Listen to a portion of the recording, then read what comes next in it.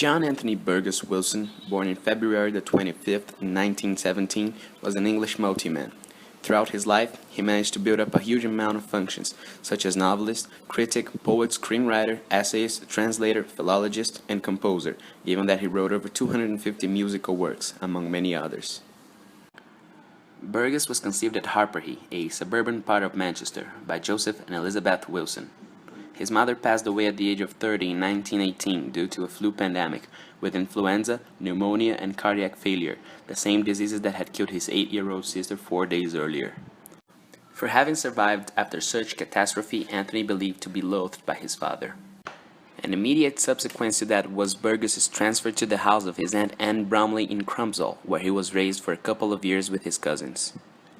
However, in 1922, when his father married another woman, he was forced to return to the home in which he was born.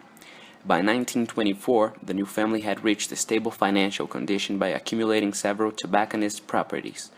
Despite all the success, when Joseph died in 1938, he left Anthony no inheritance whatsoever. Given all the tragedy and moving in his childhood, Burgess described it as unbearably lonely.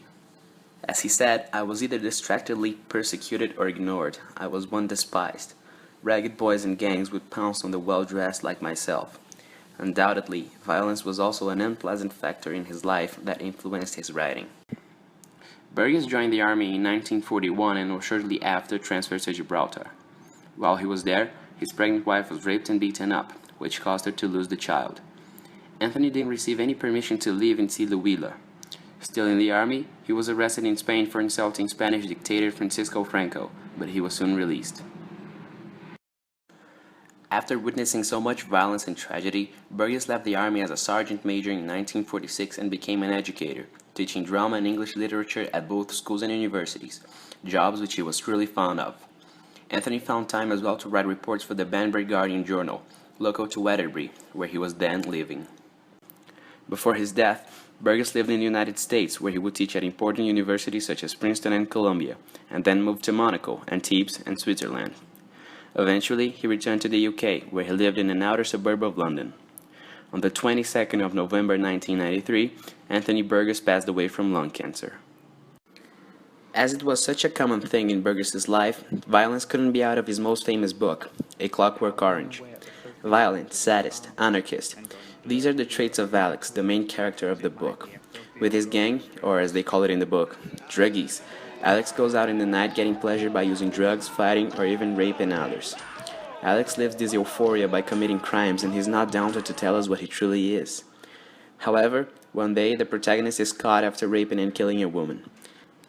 In prison, he's chosen to be the first one to test a new method of treatment in which a prisoner is tortured while watching violent scenes to associate violence to all the pain he has suffered, which would theoretically lead him to never commit crimes anymore. The violent scenes on the book are so well described that some people feel nauseated while reading them, as Burgess is able to make the reader feel like he or she is really experiencing the disgusting, immoral scene. These facts made the book extremely controversial and contributed to making it so well known. One of the most interesting things about the story is the treatment Alex goes through. It is a method that represents perfectly the paradigm of classical conditioning first described by Ivan Pavlov. The practice is based on a stimulus that provokes an involuntary response. In Alex's case, the stimulus is violence and the response is queasiness, making the protagonist feel nauseated every time he sees or thinks about brutality. At the same time, the book discusses the efficiency of punishment as a way to modify behavior. It's shown to the reader that mental punishment is not so effective as Alex ends up just the way he started. A disgusting human being that pleases himself with other people's pain, the so-called ultra-violence. One of his quotes is, "What we were after now was the old surprise visit. There was a real kick and good for laughs and lashings of the old ultra-violent." Last but not least, a theme that permeates the plot is the clash between good and evil. The characters show us that there isn't really a division between good or bad, as everyone sometimes makes choices with the best intentions and sometimes make bad decisions. With such a huge success, the book was transformed into a movie by Stanley Kubrick. Even though the movie has become a classic and is loved by many, Burgess didn't quite like it. He thinks it glorifies violence, sex, and blood, and that the message that he wanted to pass with the book is different from the one transmitted by the movie.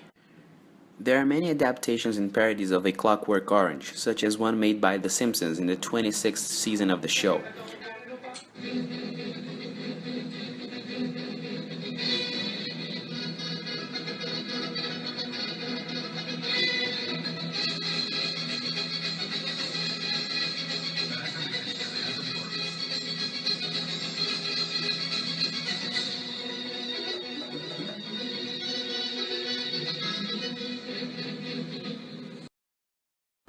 Having an involving and shocking plot, as well as great discussions about sociology and psychology, A Clockwork Orange made Anthony Burgess an immortal writer, whose most famous work should be read by everyone.